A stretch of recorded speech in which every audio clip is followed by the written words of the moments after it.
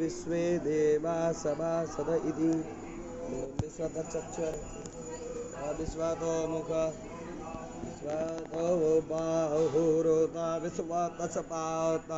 शम्बाहुभ्यां नमते सम्पत्रत्यै द्यावा भूमि जनयन् तदेव एकः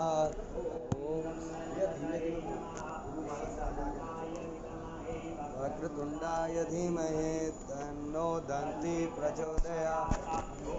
कात्यायनी च विद्महे कन्याकुमारी च धीमहि तन्नो शक्तिः प्रचोदयात् पुरुषाय विद्महे महादेवाय धीमहि तन्नो रुद्रः प्रचोदयात् नारायणाय विद्महे वासुदेवाय धीमहि तन्नो विष्णुः प्रचोदयात् ॐ कामधेनवाय विद्महे कल्पवृक्षाय धीमहि तन्नो नन्दिनी प्रचोदयात् ॐ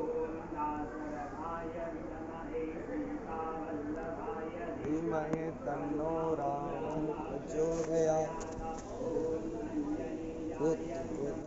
वायुपुत्राय धीमहि तन्नो हनुमत् प्रचोदयात् पुष्पाणि यथा कालोद्भवानि च पुष्पाञ्जलिर्मया दत्तं गृहाण परमेश्वर पयामि